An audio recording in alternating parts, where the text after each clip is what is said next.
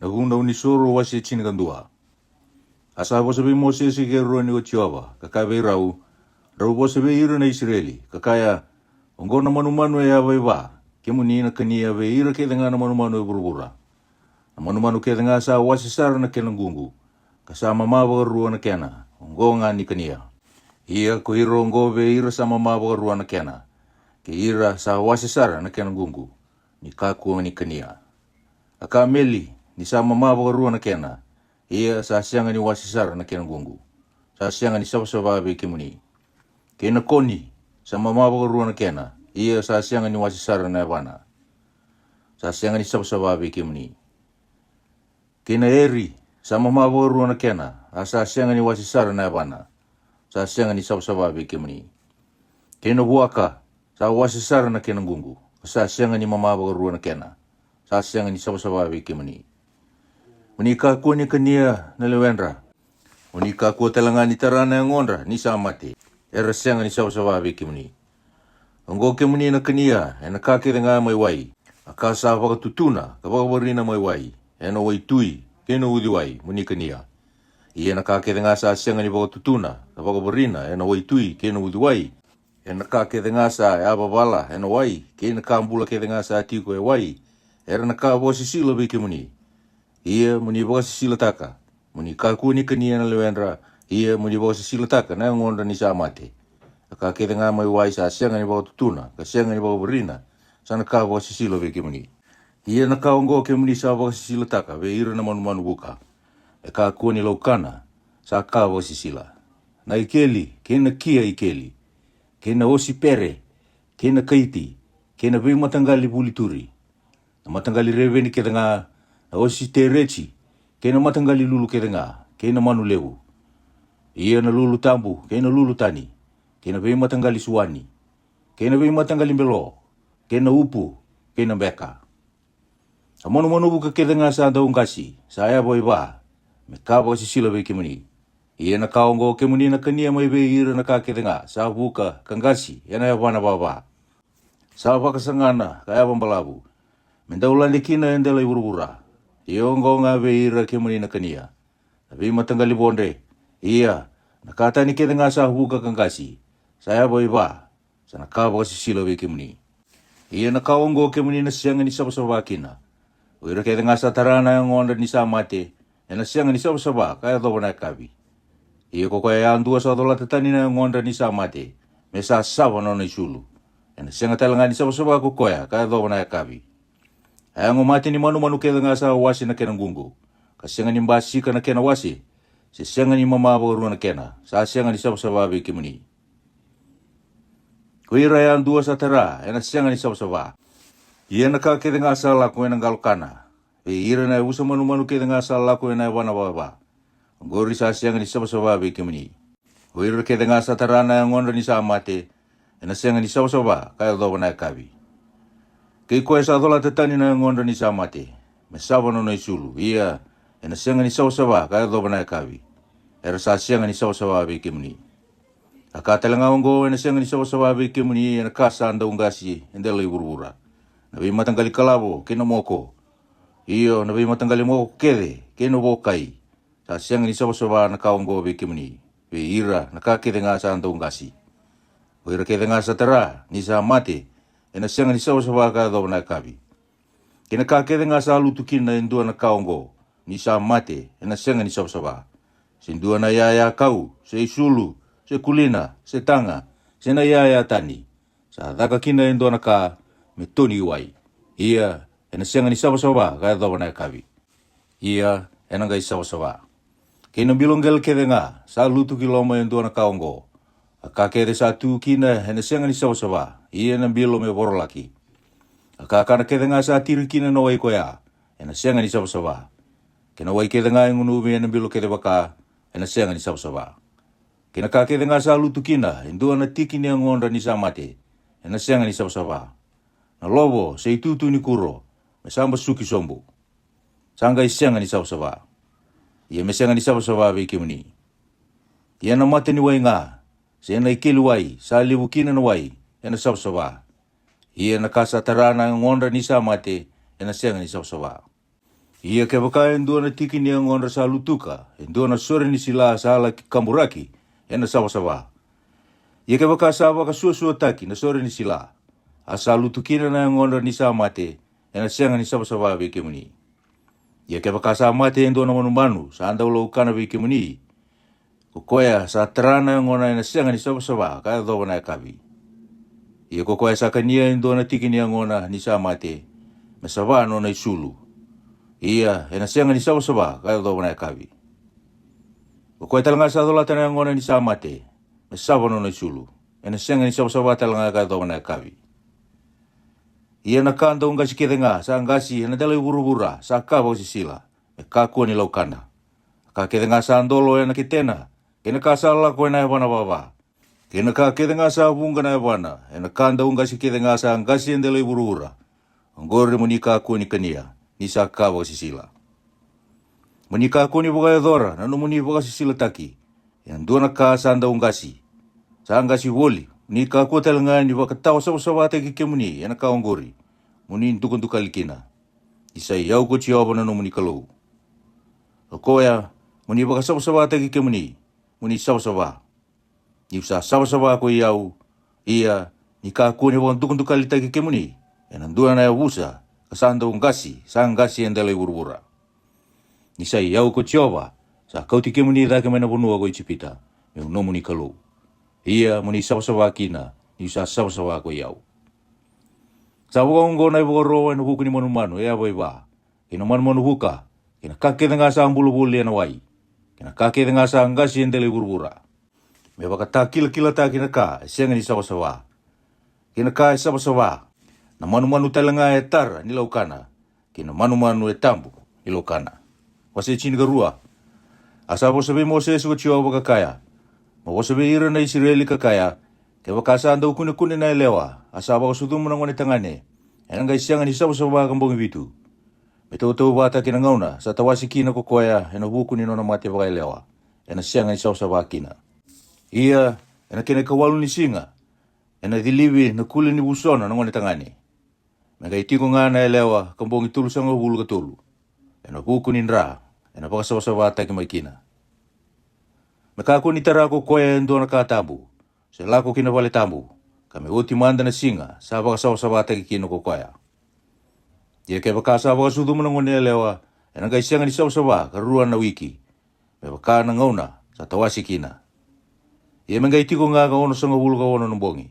Ena buku ni nra. Ena baka sawa taki maikina. Ia ni sa uti na no singa sa baka sawa taki kina. Ena buku ni ngone tangane se ngone elewa. Menga ikauta mai ko koya hindua na lami. Sa embak hindua nga me isoro kama. Kandua na rube sa ngone. Se na songe. Me isoro ni bala da. Kina katumbo ni bale. Ni beita baki ua na bete. Menga iboka tamboro ko koya na mate choba.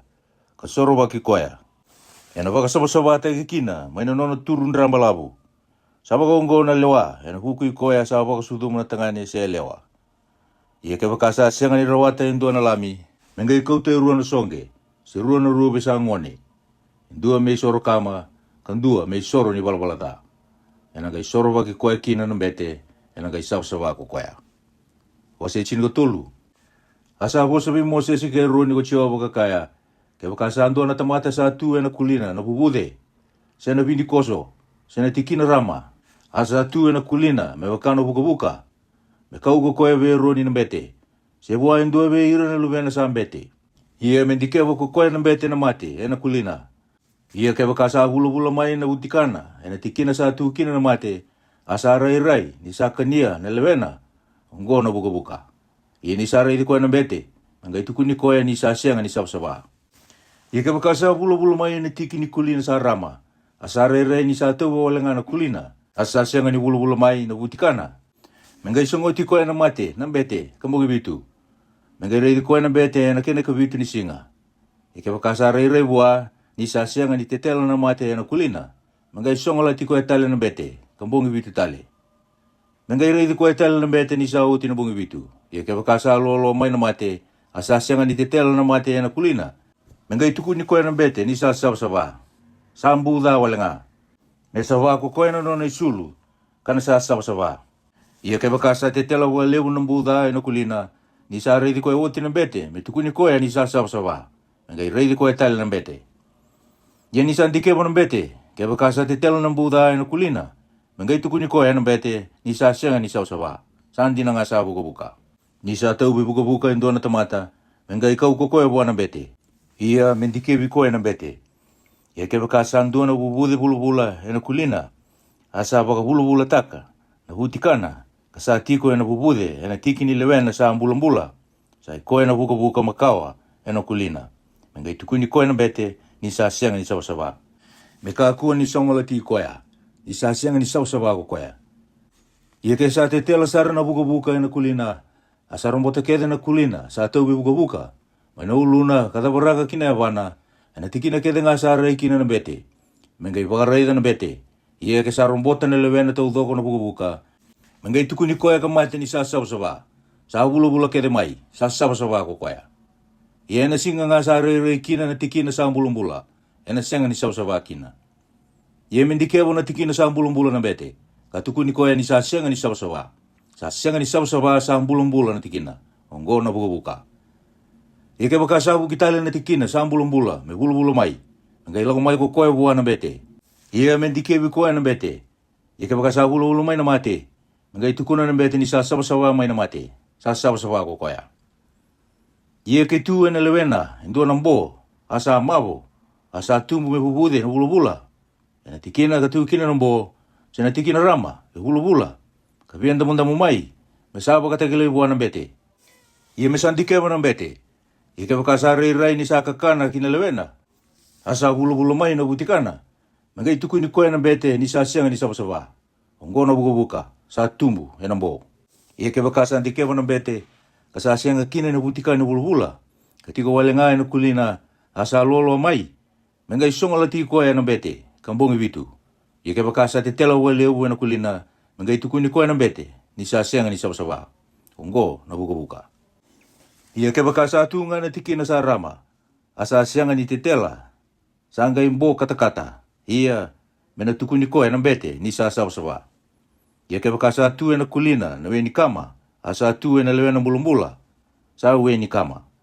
Indua na tiki na sa rama, e bula-bula, sabi ang damu-damu mai, se bula-bula nga. Mengai dikewa na bete, ia ke baka sa bula-bula mai na butikana, e na tiki na rama, asa rei-rei ni sa kakana, kina lewena, ongo na buka-buka, sa tumbu, e na tiki na sa kama, e na buka wanga. Ia, mengai tukuni koe na bete, ni sa senga ni sawa, ongo na buka-buka. Ia ke baka sa dikewa na bete, kasa senga na butikana bula-bula, e na tiki na sa rama, asa tu wale nga e na kulina, asa lolo mai, mengai songa leti koe na bete, kamongi vitu. Ia mendikevi koe na bete, e na kene ka vitu ni singa. Ia baka sa te tela wale uwe na kulina, mengai tukuni koe na bete, ni sa senga ni sawa, ongo na buka-buka. Ia ke baka sa tunga na tiki na sa rama, asa senga ni te tela e na kulina, asa lolo mai, ongo nga na bubude ni tiki na sa kama. Ia me tukuni koe na bete ni sa sawa, ni sa we wale nga ni kama. Ia ke baka sa tuwa indua na tangane sindua na elewa, na mate na uluna se kumina, mengai indikeba na mate na bete. Ia ke baka sa rei-rei ni sa kakana, asa tukina na nromoa, matai lalai. Mengai tukuni koe na bete ni sa senga ni sawa. Ongo na buda mamara. Iyo na buka-buka e na uluna se kumina.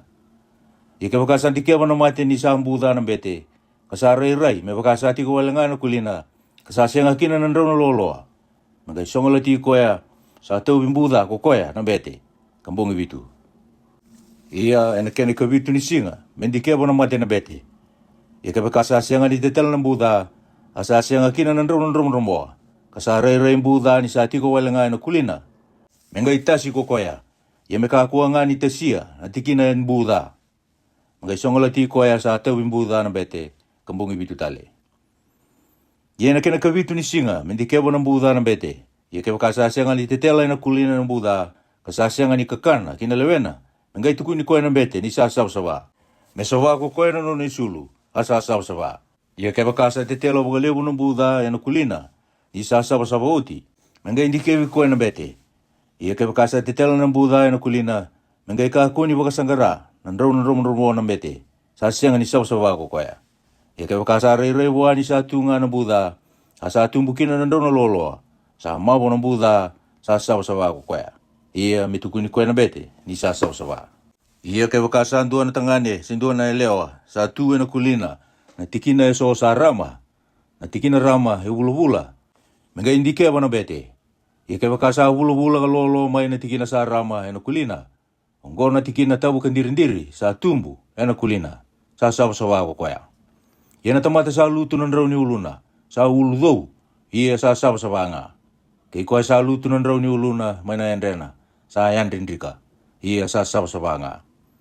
Ia ke wakasa tu e na ulu dou, se na yandrindrika, endua na rakusi, sa wula kandamundamu mai, ongo na buka sa tumbu e na uluna sa dou, se na endrena, sa andrika.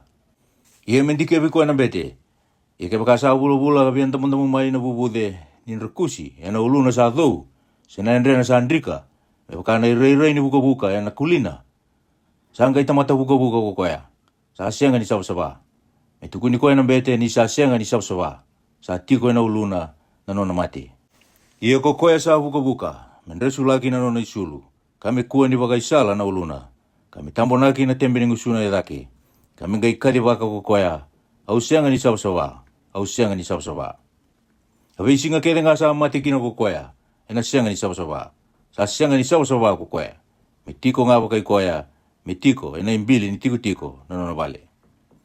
Ai sulu tala nga sa tu kina na buka. Se isulu butikani sipi, se isulu lineni.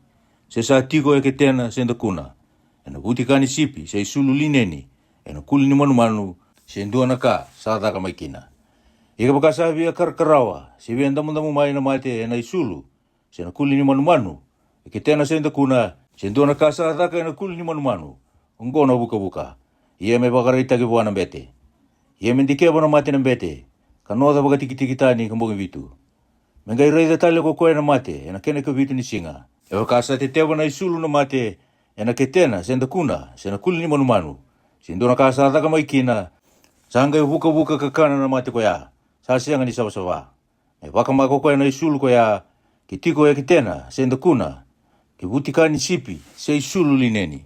Sindo na kasa ataka, e na kuli ni manu. Sa tiko kina na mate, ni sa buka kakana, me wakamai e na buka wanga. Ia ke wakasa ndike wana bete, kasa sianga ni te tewa na isulu na mate. E ke tena senda kuna, sindo na kasa adaka, e na kuli ni manu. Nangai wakarota na bete, mera sabata, na kasa tu kina na mate. E nangai nota waka tiki tani, kambungi vitu tale. Nangai reida na mate na bete, ni sa saba oti. Ia ke wakasa sianga ni rokatani mai na mate, asa sianga ni te tewa na mate, sa sianga ni saba. Mo wakama e na buka wanga. Sa te tewa e loma, sindrabun rubua e ke tena senda kuna. Ia ke wakasa ndike wana bete, ia ke sa lolo mai na mate ni sa saboti. Ngai nrasuka tani mai na isulu, se na kuli ni manu, ke tiko e ke tena senda kuna. Ia ke wakasa rerei tiko e na isulu, e ke tena senda kuna. Sindo na kasa adaka e na kuli ni manu, sa te tewa tiko, o wakama e na buka wanga na kasa tiko kina na mate. Ia na isulu, na ke tena senda kuna, sindo na kasa adaka e na kuli ni manu, o sa sabata oti, ke wakasa takali tani kina na mate, mengai mbati sabatale, e na ngai sawa. Ongo na lewa e na buku ni buka, e na isulu. Se butika ni sipi se isulu lineni. Ke tiko e ke tena senda kuna. Se ndua na kasa adaka e na kuli ni manu. Mitukuni kina ni sa sawa. Se mitukuni ni sa sianga ni sawa. Wasi chini kapa. Asa wasa bimose se ko chiwa baka kaya. Ongo na lewa e na buku ni tamata sawa buka. E na singa sawa sawa te kikino ko koya. Me kau mai ko koya buana bete. Ia me lako yani, kina imbili ni tiko na bete. Kami ngai dikewa na bete. Ia ke wakasa siya na buka. Mai na tamata ka tau buka. Mengai wakaroto ko koe na bete. Me tauri e na bukuna. Sa lagi wakasawa ataki. Rua na manu buka, sa sawa kambula. Kena kau sitari. Kena ka kulukula. Kena isopa. Ia me wakaroto na bete. Me honga mati ndua beirau na manu. E na ndua na bilongele sa tiko kina. Na wain rondo. Na manu sa ambula tiko. Me tauri ko koea. Kena kau sitari, kena kulukula, kena isopa. Katunia wate kena manu, sa ambula. Kena ndrani manu, kabang matei, endal ni wain rodo. Mengai kureta ka baka bitu boa, sa lagi baka sawa taki, may na buka. Katukuni koea ni sa sawa. Mengai laiwa na manu sa ambula, me buka yani, endal ni bunua. Iyo ko koea sa lagi baka sawa taki. Masabana no na isulu. Katasia na uluna, kena yangona tau doko, kasili na wai. me sabasaba kina. Kasa oti mengai lau mai kina itiko-tiko. Ia me kako ni duru mana na bale lata me bongi vitu mata. Ia na kena ka vitu ni singa. Me te sia kede na rau ni uluna. Kena kumina, kena boduna. Iyo na kena utika na kede nga me te sia kokoya. Kasavana no na isuru, kasili tale ngai no ai, e na ngai sabasaba kokoya. Ia na kena kawalu ni singa, me kau te rua na lami tangane sa sianga na kena da. Kandua na lami lewa, sayang bagin dua sa sianga na kena da. Katulu na omeri mandain roka, me mandra li lokana. Sa bewa ke bate kena waiwai. Kena waiwai lele isombu, e na dua na paindi. Ia na bete sa baka sabasaba te kokoya. Me kau te kina mata i tiowa, na tamata sa lagi baka sabasaba taki. Kena katele nga koya, kena katumbo ni wale ni beita baki. Mengai tauro na indua veirau na lami tangane, na bete. Kapag tambora may isoro ni takatala.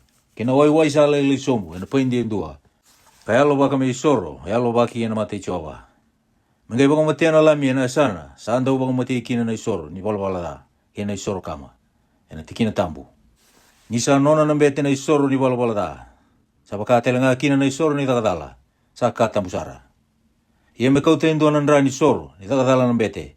Kami moroe na bete na buso ni dalingana, ima tau, ni tamata sa lagi baka sabataki. Kena indobi ni kakana ni lingane matau. Kena ingangalu leu ni awani matau. Ia me kau te indua, me na waiwai sa lele sombu, e na paindi, indua na bete. Kalivia kina ngete ni lingane maui. Mangai tunia na bete na nona indusi matau, e na waiwai sa tu na lingane maui. Kakure itaga wawa vitu na waiwai, e na nona indusi e na mati choba. Ia me na kena woni waiwai sa tu e lingana. Melo muta kina na bete, na usu ni lingane matau na tamata, sa lagi baka sabataki. Kena indobi ni kakana ni lingane matau. Kena ingangalu lewu ni awane matau. Endela ni nrani soro di takatala. Ia na kena woni waiwai na lingana na bete. Me livia kokoya kina ulu ikoya. Sa lagi baka sabataki. Ia me soro waki koya na bete. E na mate chowa. Ia me tambora na isoro ni balabala na bete. Ka soba raki koya. Sa lagi baka sabataki. Me na nona tawa sabasaba. Ka oti. Mengai baka matea na isoro kama. Mengai tambora na nona isoro kama, kena imandra li lokana, hena dali tambu ni isoro na bete. Kasoro bagi koe na bete, hena ngai sawa ako koea. Ia ke baka saan rabu ako koea, asa sianga ni rawata, mengai kau toko koe endo na lamitangane, me isoro ni takatala me alo baki, me soro baki koe kina. Kandua na omeri mandrain roka, sabi waki bata, kena waiwai. Me mandra li lokana, kena waiwai ila isombu, hena paindi endua. Karua na songe, serua na rubi ngone, me wakana kasa rawata. Ia mendua me isoro ni balwala kandua me isoro kama. Ia me kau toko koe buana bete hena kene kawalu ni singa. Me waka sabasabata ki kina. Kena katumba ni wale ni beita waki hena mate chowa. Ia me kau tena lami me isoro ni takatala na bete. Kena waiwai sa lele isombu hena paindi endua. Menga yalo waka na bete hena mate chowa me isoro yalo waki. Ia me waka mate ako koe na lami sa isoro ni takatala. Ka me kau tena endua na ndrani isoro ni takatala na bete. Kamboro kina na busu ni dalingane matau. Na tamata sa lagi waka sabataki. Kena indobi ni kakana ni lingane matau. Kena ingangalu lewu ni awane matau. Mengai livia indua na waiwai na bete. Kena gete ni lingane maui. Mengai kure itaga wawa vitu na bete. Kena nona indusi matau. Indua na waiwai sa tu e lingane maui. Kena mate chowa. Mengai lumuta na bete na waiwai sa tu e lingana. Na busu ni dalingane matau. Na tamata sa lagi waka sabataki. Kena indobi ni kakana ni lingane matau. Kena ingangalu lewu ni awane matau. Kena tikina sa amboro kina nandra ni soro ni takatala. Ia na kena boni waiwai sa tu e lingana na bete. Me livia kokoya kina uluna sa lagi baka sabataki. Me soro baki koya na mate chowa. Mengai baka tamboro kokoya ndua veirau na songe. Se veirau na rubi ngone. Me wakana kasa rawata. Iyo na kangai rawata. Ndua me soro ni balbalada. Kandua me soro kama. Keni mandra li lokana. Ia me soro baki koya, sa lagi baka sabataki na bete, e na mate chowa. Ngo na lewa e na bukuna, sa tau na buka. O koya sa sianga ni rawata, ni sa baka sabataki. Asa foso ko chowa vi mo se e ro ni kakaya. Ni ke muni na yado kinabunua ko kenani. Koya kausa sulia vi ke muni tau kena. Ia ni sa baka tumbura na buka, e na ndua na vale, e na bunua ke muni sa tau kena. Ngai lako ko koya sa tau kena na vale, ka tuku buana bete. Kakaya, sa rei au ni sa tiko e vale, endona ka, e wakana mate. Ia me wakarota na bete, me rabakalala taka manda na vale, mengai turuma na bete, mendi keba na mate. Me ka kua kine ni tawa sawa na ka kede nga sa tigo e wale. Ka hoti me ngai turu na bete me reida na wale. Ia me di keba na mate ko koya. Ia keba ka sa tigo e lalanga ni wale na mate. Ka sa sianga ni tau wata. Na tikina e so. Sa via karakarawa. Se via ndamu. Asa rai ni sa lako kiloma ni lalanga. Me ngai turu ki tau tumba na bete. Kina ka tumba ni wale. Ka songota na wale kambungi vitu. Me ngai lako tale mai na bete. Ana kena ka vitu ni singa. Kan di keba. Ia ke wakasa te tewa na lalanga ni wale na mate, me ngai wakarota na bete, me rakau tatani na bei watu sa tigo kina na mate, kan biuta ki taundaku ni koro, ina sana sa sianga ni sausaba. Me wakarota talanga ko koya, me kari na lalanga ni wale aloma kabulita, ia me rambiuta na lase, rakaria ki taundaku ni koro, kina sana sa sianga ni sausaba. Me rangai kau tamai na bei watu tani, ka wakai susumitaka na bei watu koya, ka kau na lase wou, kambotana na wale. Ia ke wakasa rei tala na mate, ka te tewa e na wale, ni sa kautani na bei watu, ka karioti na wale, ka motani, menangai lako mai na bete, kan di kewa. Ia ke wakasa te tewa na mate na wale, ongono buka, ka kana e na wale, sa sianga ni sabasaba. Nangai musuka sombu na wale koya, na kena bei watu, kena kau, kena motani kede nga ni wale, ka kautatani ki taundaku ni koro, kina sana sa sianga ni sabasaba. Ia kokoe sa duruma na wale e nantua na singa sa songo kina e na sianga ni sawa ka doa na kavi. Kei koe sa koto e na wale koea me sawa na nona isulu. Kei koe sa kana e na wale koea me sawa na nona isulu. Ia ke waka sa duru kina na bete kan dikewa ka sa sianga ni te tewa na mate e na wale ni sambutani oti na wale. Mangai tukuna na bete ni sa sawa na wale koea. Ni sa wakata kila tagi na mate. Ia me kauta kokoea me waka sawa taga kina na wale. Rua na manu buka, kena kau sitari, kena ka kula, kena isopa. Mengai baka mate ko koe ando e rau na manu, enang dua ng bilonggele sa tigo kina na wain ronro. Mengai taura na kau sitari, kena isopa, kena ka kula, kena manu buka sa ambula. Katunia enang rani manu sa baka matei. Kena wain ronro, kakura itaga baka bitu kina vale. Kami baka sawa taga na vale enang rani manu. Kena wain ronro, kena manu sa ambula, kena kau sitari, kena isopa, kena ka kula. Ia me sereka na manu bula me buka yani. Endala ni bunua mai na taundaku ni koro. Ia me sorobaka na wale e na kai saba. Ongono na lewasa ambale kina buka kete nga. Kena mbuda. Kena buka e na isulu. Kena wale. Kena bubude. Sena vindi koso. Sena tikina rama. Me wakata kila ni sa sianga ni saba. Se ni sa saba. Ongono na lewasa ambale kina buka. Wasi chinga 5. Asa wo sabe Moses ke roni ko Jehova kakaya. Ro wo sabe ira na Israeli, kakaya be ira ni sa turi na ngona induan tangane. Sanga isianga ni sawa no buku ni no turi. Iongo na kasa sianga ni sawa kino ko koya. Ni sa duan no turi. Ni sa turi na ngona sesengai. Ongo no sianga ni sawa. Ai mode kere nga sa ko kino ko koya sa turi. Sa sianga ni sawa. Kena ka kere nga sa ndambi kino ko koya sa sianga ni sawa. O ira kete nga sa tarana no na mode. Me sawa na non risulu. Kasili na wai. Ia na siang ni sawa kaya doa na kavi. Ia ko koe sa andambe na ndua na ka andambe kino ko koe sa turi. Me sawa na non risulu. Kasili na wai. Ia na siang ni sawa kaya doa na kavi. Kei koe sa tarana ngona sa turi. Me sawa na non risulu. Kasili na wai. Ia na siang ni sawa kaya doa na kavi. Ia kaya wakasa kasivita na tamata sawa ko koe sa turi. Mengai sawa no na isulu, kasili na wai. Ia ena sianga ni sawa kaya doa na kavi. Kina i wondo kede nga sa wondo lako kino ko koya, sa turi, ena sianga ni sawa. Ke ira kede nga sa tara indo na ka tigo kino ko koya, ena sianga ni sawa kaya doa na kavi. Ke koya sa dolata, na kawa ko ngori, me sawa no na isulu, kasili na wai. Ia ena sianga ni sawa kaya doa na kavi. Ke ira kede nga sa tara ko koya, sa turi, asa sianga ni buaya na wai na lingana, sawa na no isulu, kasili na wai. Ia na sianga ni sawa kaya doa na kavi. Kena bilonggele sa tarago koya sa turi, me boro laki. Kena bilo kau kede nga me buaya na wai. Ia ni sa sawa mai ko koya ka turi, mai na nono turi. Mengai wilika e vitu na singa, me baka sawa tagi kina. Kasawa na no isulu, kasili na wai nronro, ena kai sawa. Ia na kena ikawalu ni singa, me kau te rua na songe. Se rua na ruwe ngone, kalako kina mati Jehova, kina ka tumba ni wale ni weita waki, ka sulio buana bete. Hena ngai bakatambora na bete, dua me soro ni balbalada, kan dua me soro kama. Ia me soro baki koe kina na bete na mate choba, hena buku ni nana turi. Ia ke wakasa ambura lo na nona wai indua na tangane, ngai sili kede na ngona na wai. Ia na sianga ni saba kaya dawa na kavi. Kena isulu kede nga, kena kuli ni manu kede nga. Sambura di wai ni tangane, me saba na wai, ia na sianga ni saba kaya dawa na kavi.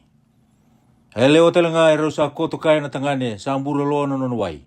Merau sili na wai, ia merau sianga ni saba kaya dawa na kavi. Ia ke wakasa turi indua na elewa, kasandra ka turi mai na ngona, na tawasi tani ko koe kambungi bitu. Ia ko koe sa tarai koe na sianga ni saba kaya dawa na kavi. Ia na kakete nga sa koto kina ko koe ni sa tawasi tani, na sianga ni saba. Na kakete tala nga sa andambi kina na sianga ni saba. Kei koe sa tarana no na koto, masaba no na isulu. Kasili na wai, ia na sianga ni saba kaya dawa na kavi. Kei koe sa tarai indua na kaka andambi kina ko koe, masaba no na isulu. Kasili na wai, ia na sianga ni saba kaya dawa na kavi. Ia ke wakasa indua na kasa no na koto. Siya na kasa andambi kina ko koe, ni sa tarai indua na tamata, na sianga ni saba kaya dawa na kavi. Ia ke wakasa koto kaya indua na tangane, asa tau koe na nonandra, na sianga ni saba ko koe kambungi bitu. Kena moda tau doko, sa koto kina na tangane koe, na sianga ni saba.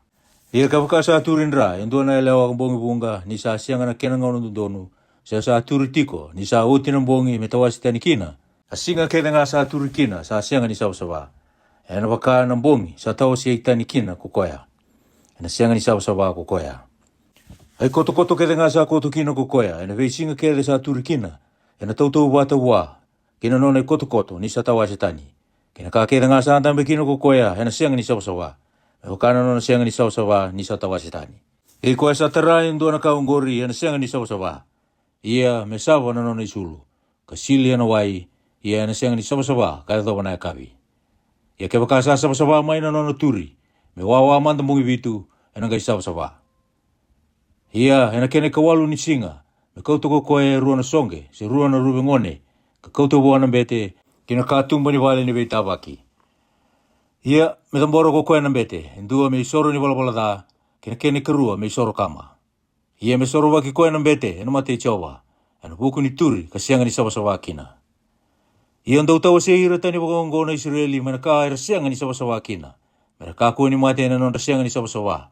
Nira sa wakan tukuntu kalitaka, na nungu wale sa tu, ena kenro maliwa. Ongo na lewa ena buku i koea, sa turi. Kei koe sa ambura lono nono wai, asa sianga ni saba kina. Kei koe na elewa, sa taubo na mate wakabula. Kei koe sa turi, se tangane se elewa. Kei koea herau sa modera, na elewa, sa sianga ni saba. Wasi chingo ono. Asa wasabi mose se kuchioba, nirau sa mati na lubi roni. Nirau atoro kina mati chioba, kamati kina. Asanga ikabe mose se kuchioba, mawasabi roni na tua kamu. Me kaku ni duru ena beisinga kene nga kina tikina tambu. Iloma ni lati, ena mati ni tambu ni mbulu, sa tu endela ni kato. Me kaku ni mati kina kukoya, ina rai ena wo ena endela ni tambu ni mbulu. Me wakawangona nona duru kaya roni, kina tikina tambu. Me kauto ko koe ndua na pulu makau sango ni me isoro ni wala da. Kantua na sipitangane me isoro kama. Me duru maka ko koe na iduru mbalabu lineni sa tambu. Kandara maka na ngona, na tarau sese lineni leka. Kabau na tolona ena ibau lineni. Kabaka isala ena isala lineni. Ungo na isulu tambu, me silimanda ko koe ena wai. Kangai waka isulu kina. Mengai taura mai veira na isongo na Israeli, erua na me isoro ni wala da. Kantua na sipitangane me isoro kama. Angai wakatamboro wa eroni na pulu makau, me isoro ni wala da. Ena wukuna nga, ka soro waki koea, kena nona leo ni wale. Angai kauto ko koea na me rua. Wakatura ena mate ichioba, kena katumba ni wale ni weita waki. Angai wakawir mandingi ko eroni ena wukunra una me. Endua mene ichioba, kandua me nona ko asisela. Angai kauto ko eroni na me, kangaraba na mandingi mene ichioba. Katambora me isoro ni wala da. Ia na me kangarabo na mandingi menono ko asisela. Mengai wakaturu mbula ena mate ichoba. Me soro waki ko koea, mengai wakatalaitani kina kono liwa menono ko asisela. Mengai kauto ko eroni na pulu makau, sa non isoro ni wala da. Ko koea kina non le ni wale. Kapag matena pulma kau sa isor ni wala da, ena bukuna. Nangay kau toko koe na minga sa sinai ena gila iso ni buwanga. Mana tambo ni soro sa tu ena mati choba. Kaya kuta waka rua na kau mboi binaka. Me waka mai sa buburu, me matai lalai. Kakau tagilong manilati. Nangay viri taka na kau mboi binaka me waka mai. Kina buka wanga ena mati choba. Me runguta na tambo ni bulu sa tu ena dal nikato. Ni buna uno o ni kau mboi binaka. Me kakua ni mati kina kokoya. Nangay kau tanandra ni pulma kau kokoya. Kakure itaka na noning gangalo, kindel ni tambo ni bulu, wakaki na tui rake. Kakure itaka baka vitu nandra, ena mati ni tambo ni bulu na noning gangalo. Nangay baka mati ako koe na me, sa isoro ni non ribalbalada, na tamata. Kakau tanake nandra kiloma ni lati. Kakita ka nandra koya, me wakakakita ka nandra ni pulma kau. Kakure itaka kinandel ni tambo ni bulu, kinamati ni tambo ni bulu. Kasorobaka na tikina tambo. Ena buku ni non resenga ni sawa na Israeli. Kena non rata kadala. Iyo na non ribola da ke denga. Ia me daka baka kina ena buku ni wale ni beita baki. Sa tiko ena ken maliwa. Iyo ena malio ni non resenga ni sawa. Ia me ka kona tamata me tiko ena wale ni beita baki. Ni sa dhuru kokoya kina tikina tambo. Me wakata mora na isoro. Ka me dhuru telemanda mai. Ni sa soro baki koe oti.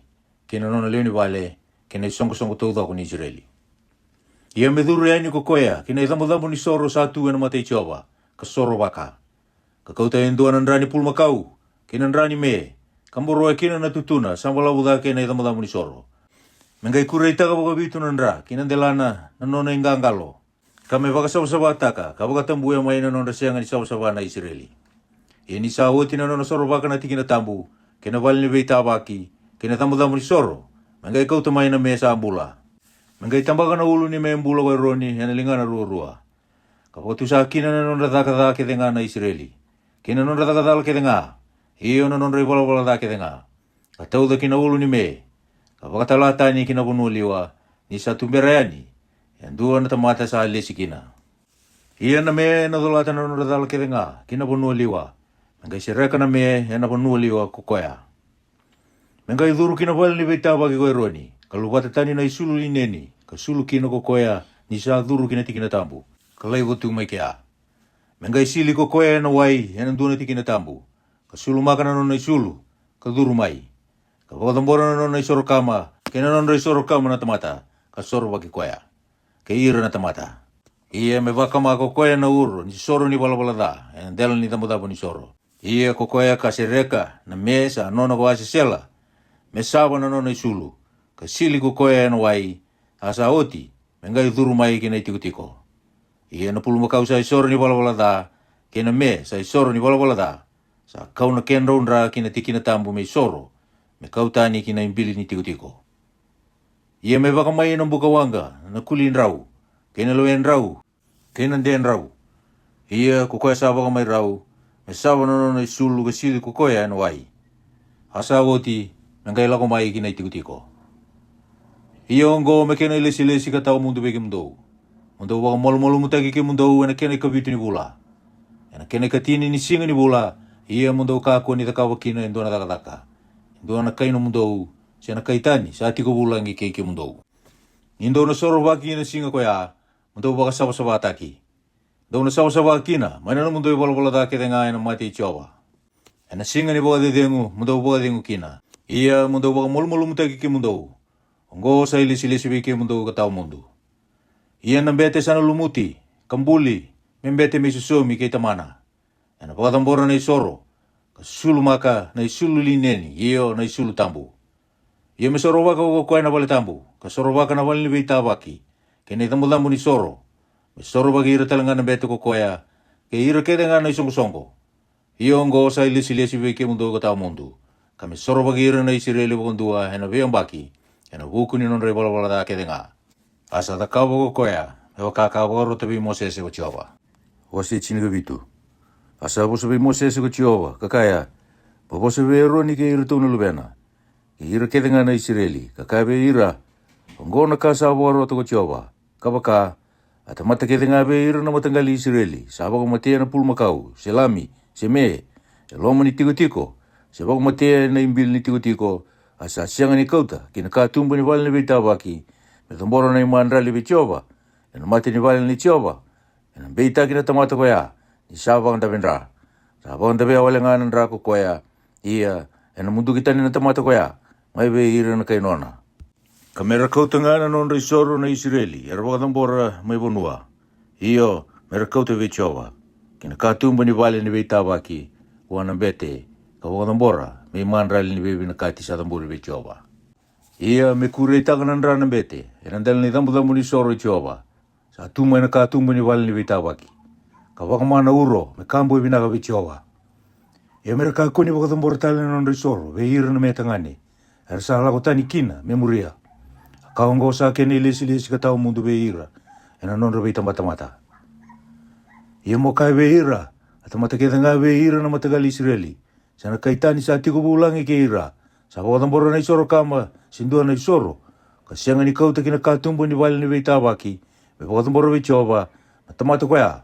Ena mundu kita ni ve ira na kainona. Ia na tamata kita nga ve ira na matangali Israeli. Sa na kaitani. Sa tiko bulangi ke ira. Sa kania. Indua nandra. Ena ndua tani kina na matangu. Pua na tamata koya. Sa kanandra. Ia. Kau na mundu ki koe tani. Mai ve ira na kainona. Ni sa kenong bula ni ango nandra. Ia kau sa sulia ve ki mundou. Me soro waka na alo mundou. Ena ndel ni tamu ni soro. Ia sa rao me soro nandra. Ni sa ikoya ng bula. O koya kawa kai kina ve ira na Israeli. Me kakua endua ve ke mundou me kania nandra. Me kakua tarangani kania nandra. Endua na kaitani sa tiko bulangi ki ke mundou. Kena tamata ke tanga ve ira na Israeli. Si ve ira na kaitani sa tiko bulangi ke ira. Sa waka sasa manu. Ea vai wa. Se manu buka. Sa tara me laukana. Me libia mandanga ko koya na kenandra. Kaumbia ena soso. Ni sa kenang bulan ni ang ketanga nandra. Sa tu ena ngona. O koya kawa kakine ve ira na Israeli. Mando kako ni kania nandra. Nindua na manu. Ni sa kenang bulan ni ang ketanga nandra. Sa tu ena manu ketanga. Ko ira ketanga sa kania ena mundu kitani. Kena tamata ketanga sa kania na kasa mate wageloa. Sa na kasa katilaka na manu. Sindua ve ke mundou. Se sa kaitani. Me sawana no na isulu ko koya. Kasili ena wai. Ia ni sianga ni saba kaya doba na kabi. Ena kai saba.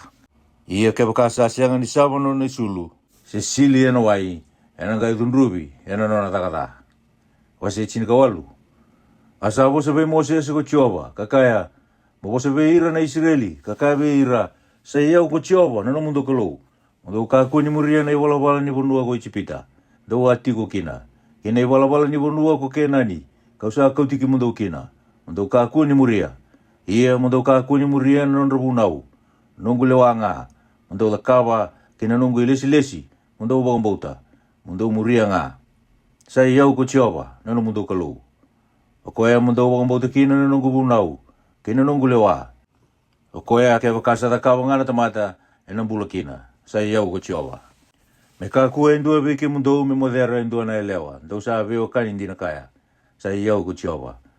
Mo kakua ni modera na tinamu. O koea rau sa ve moderi kei tamamu.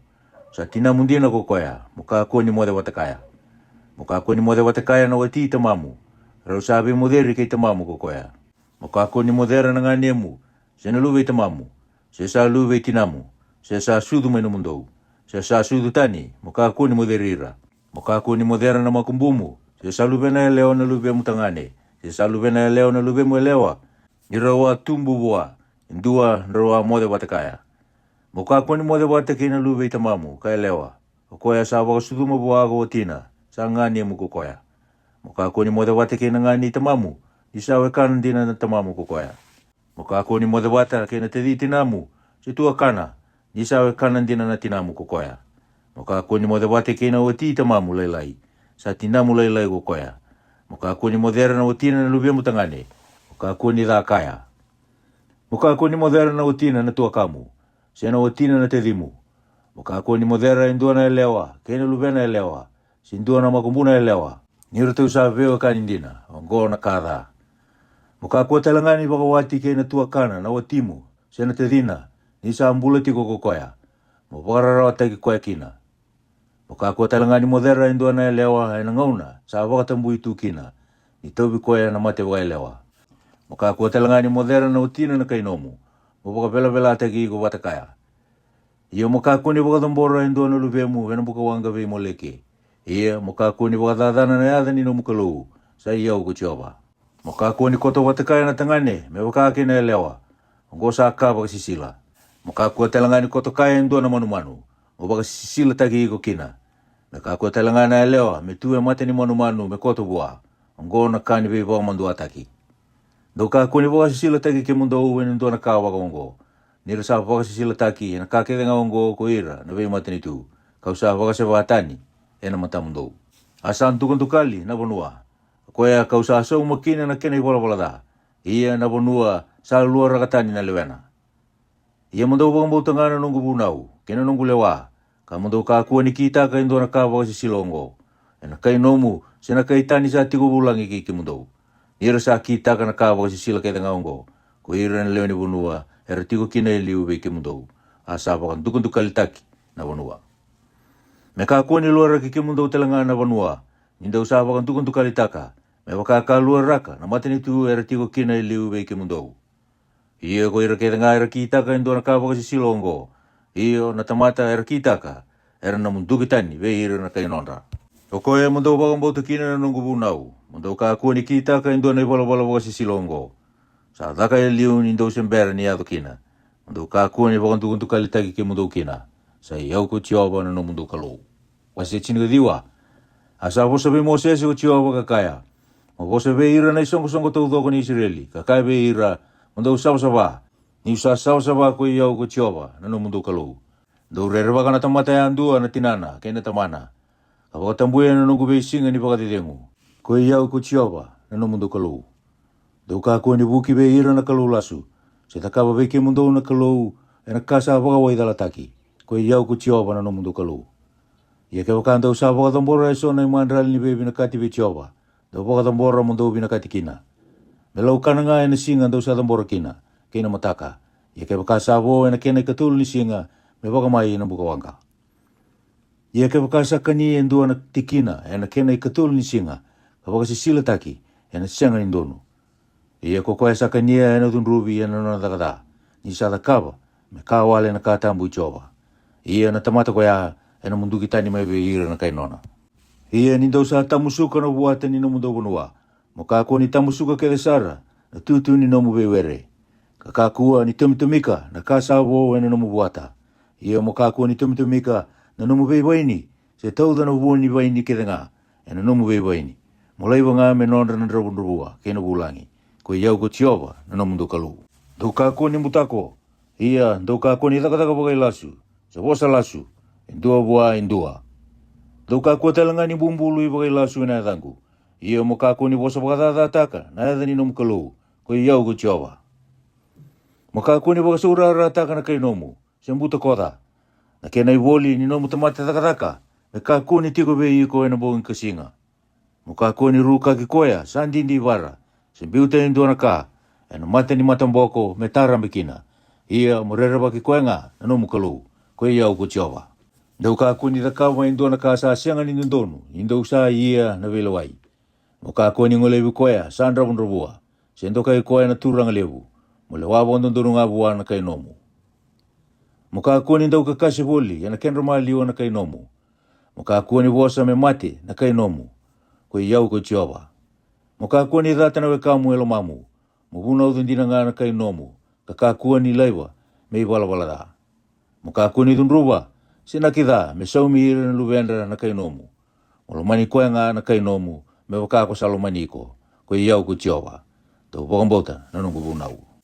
Me kakua ni kambata na nomu manu ena veo busa sandu atani. Me wolu vekina. Mo kakua ni kambura kawata na sore ni sila. Kena sore ni katani ena nomu ere. Mo kakua talanga ni sulu maka na sulu lineni. Kabuti talanga. Ia kokoe sa modera indua na ele ombo-ombula. Sa musuki bua indua me otina. Kasenga sari ni boli. Se soli na kena isere. Erau na dunrubi. Erau na senga ni wamatei. Kanisa ombo-ombula kokoea. Ia me kauta na tangani na nona isoro ni takatala vi Jehova. Ina katumbu ni wali ni vita abaki. Ia na sipi tangani me isoro ni takatala. Ia ena soro waki koe na mbete. Ena sipi tangani sa isoro ni takatala. Ena mati Jehova. Ena buku. Di wala da sa takawa kokoea. Ena ga isanga ni dunrobi ena huku ni bala da sa kawa ko koya. Ia ni ndona ya doki na bonua koya. Sa kia woti na kau kedenga sa laukana na buana. Donunga ina numa na buana. Me waka indua sa sianga ni dili. Me tolu na mbaki me waka sa sianga ni dili wiki mundou. Me ka kua ni kani. Ia ena kene kawani mbaki. Ena tambu na buana kedenga. Me waka pina pina katagi kina ko Jehova. Ia ena kene kalima ni mbaki. Mundou kania na buana. Mendau buata ka kina wiki mundou na kena buata. Koi iau ko Jehova na no mundou kalou. Mundou ka kua ni kania indua na ka. Sa tu kina na kena nra. Muni ka kua talangani parofisai ena ngata. Sendau ndingi taka na singa iso. Mundou ka kua ni kotiwa na tutu ni ulu mundou. Se wakadadana na tutu ni kumi mundou. Mundou ka kua ni tabalaka na yango mundou. Ena huku ni mate. Se samungawe taka na yango mundou. Koi iau ko Jehova. Muka kua ni wakadadana na lube moelewa. Niko sili koe mendau tangane. Desa ngole kina vimbu tukodi na bonua. Kasina ikina na bonua ena da. Dau wakambauta na nungu bei singa ni wakati dengu. Ka wakaroko taka na nungu vale tambu. Koi iau ko Jehova. Dau ka kua ni ngole viira sa andau durumi. Sa terongi ngira na ndau bei nita. Mundau wakantukundu kali takikina. Koi iau ko Jehova na mundu kalu. Mutu dake matandra sa sika na uluna. Kandokana matandra na tamatangasi. Karerwa kana no mundo kalou ko iau ko Jehova. Ya ka bakasa tiko ulangi ke i kono no mundo bunua ndo na kaitani. Ndo ka kuni warara ta ki koya. Na kaitani sa tiko ulangi ke mundo na tautou bata ve ke mundo. Ke ndo na kai no mundo. Ia molomani koya me baka ko salomani ko. Nindo wa ulangi mana bunua ko chipita. Ko iau ko Jehova na no mundo kalou. Ndo ka kuni lo wa bata ndonu na ba ro mbala unika. Senai wakarau ni bimbi, ni ka senai wakarau ni leo ni ka. Mendondonu nga, nano mundo wakarau ni bimbi. Mendondonu na kena bimbi. Mendondonu na wakarau ni ka mamada. Kandondonu na wakarau ni ka libiraki. Ko iau ko Jehova nano mundo kalou. Ka kautike mundo utani mana bunua ko ichipita. Mundo wakambauta kina, na nungu bunau ke nga, kina nungu lewa. Ka mundo da kawa, ko iau ko Jehova. Wase rusang ulu. Asa wasa be Moses ko Jehova ka kaya. Mukaya talebeira na Israeli. Atamataya andua be ira na Israeli. Se be ira na kaitani sa tiko ulangi ke ira na Israeli. Sa sulia andua na lubena be moleke. Ena pang mati wa india na kokoya. Mera paka piriku koya na batu. Ko ira na leo ni bunua. Ia, kau na dunruba na tamata koya. Kamunduka tani be ira na kainona. Ina sulia andua na lubena be moleke. Be wakan dukantuka litaka na nungu bale tambu. Kapaka tatana na yatangu tambu. Ia kaya wakasa tambu naka na matandra buwana tamata koya. Ko ira na leo ni bunua. Ni sa sulia endo na lubiana be moleke kaseng ni wong mati koya au na ngai dunruba na tamata koya kena nona le ni vale kamunduki koya tani ke ir ke de samuri koya mengole be moleke mai be ir na kai nonra kena tamata sangole be ir sa andau durumi ke ir na andau be nita me muri ira kau dunruba na tamata koya kamunduka tani mai be ir na kai nona o koya mundau baka sabata ki mundu kina mundau sababa Isa iau ko Jehova na mundo kalou. Ia ndo wakambauta na nungu bunau, katakawa. Ko iau ko Jehova. O koe sa waka sabsabata ki kimdo. Ena wakamati waka hindi na ko koe andua sa ruka ka na tamana, se tinana. Sa ruka ka na tamana, se tinana ko koe. Sampai leti koe nga na nona mate. Atangane talanga sa wimbu tukodi kena watina na tani. Iyo sa wimbu tukodi kena watini kainona. Ero na wakamati waka hindi na rurua. Atangane sando elewa, kena elewa sando tangane. Kena tangane sa koto kena watini tamana. Sa wimbu tukodi kei koea, ero sa weodovi kei tamana. Ero na wakamati waka hindi na rurua. Sampai leti rau nga na non rau mate. Ia ke waka sa mode endua na tangane, kena watina na lube na tangane. Ero na wakamati waka hindi na rurua. Ero sa kita ka na kani be waka mundu ataki. Sampai leti rau nga na non rau mate. Ia ke waka sa koto kena tangane endua na tangane, me waka sa koto kena elewa. Ero sa kita ka rurua na kawa sisila. Ero na wakamati waka hindi na. Sampai leti rau nga na non rau mate. Ia ke waka endua na tangane, sana wakawati kena endua na elewa, kena tinana. Sa kada sara. Ere tono pakamai, ena buka wanga. Ko koea kei rau talenga. Me kakua kina na da, ena kimdo maliwa. Ia ke wakasa koto kina manumanu endua na tangane, ena pakamati waka hindi na ko koea. Mtu pakamati talenga na manumanu. Ia ke wakasa endua na elewa sa torobo endua na manumanu. Me koto kaya, mtu pakamati na elewa kina manumanu. Ero na pakamati waka hindi na. Sambaliti rau na non rau mati. Ia ke wakasa endua na tangane sa wakawati kina ngane na. na luwe tamana, se na luwe tinana, karo sa ve mutakodi, karo sa kita kana kave wa mando ataki, erono munduki tani, ena matandra na kainon rau. Sa ve mutakodi, kena ngane na tangani koya, ena tunrubi ko koya, ena nona takata. Ia ke wakai rau sa ve muderi na tangani, kena elewa, ni sa taubi mate wakai elewa, sa wakareitaka na nona bure, ko koya na tangani, ia sa wakareitaka na nona bure ni nra, ko koya na elewa, rau na munduki tani, rorua, ve ira na kainon rau. Muka kua talangani ve muderi kena te riti namu. Sena tua kana, sena ngani tamamu. Ni sa ve muderi ni ve okani di nongo. Erau na tunrubi, ena non rau takata. Ia ke waka sa ve muderi na tangani kena watini tamana lailai. Sa ve muderi ko koya ke koya rau sa ve adobi, ke tamana lailai. Erau na tunrubi ena non rau bola da. Erau na mate, sana sianga na luben rau. Kendo na tangani sa turu na utina na tua kana sa te dina. Sa ka vela, sa ve muderi, ko koya, ke koya rau sa ve adobi, ke tua kana, se te dina, ena sianga na luben rau. Ia ndomuri ena nungu bunau ke tenga, ena nungu lewa ke tenga, kata kawa. Na ka kua ni luara ki mundau kina na bunua, kau sa kauti ki mundau kina mundau tiku kina. Ia ndau ka kua ni muria na i wala ni matini tu, kau sa waka se watani, ena mata mundau. Nira kita kana ka ke tenga ongo, era gai vela sarve au. Ia kau akai ve ki mundau, dona tau kena na nona bunua. Ia, kau na sulia ve ki mundau tau kena. A bunua sa andawe kina na waini sudu, kena oni. Koe iau ko tia wana no mundu kalou. O koea, sa tawa se ki mundau tani mai ve ira na ve matini tu. Dewa wakata kila taka kina, na manu sawa, kena manu sa sianga ni sawa. Kena manu buka sa sawa, kena manu buka sa sianga ni sawa. Mundau ka kua kina ni wakavela taki ke mundau e na buku ni manu, ea vai wa. Se na manu buka, se ndua na ka sa yanga woli anangele, kau sa wasea tani, me sianga ni sawa ve ke mundau. Ia ndau sawa ve iau, ni usa sawa ko iau ko tioba. Ia, kau sa tawa se ke mundau mai ve hira na ve matini tu, mundau nongu. Ia, na tangane sena elewa sa ndau durumi, se sa ndau ve nita, me wakamate waka indina. Mera wakaviriki ira na watu, sambaliti ira, na non ramate. Amen.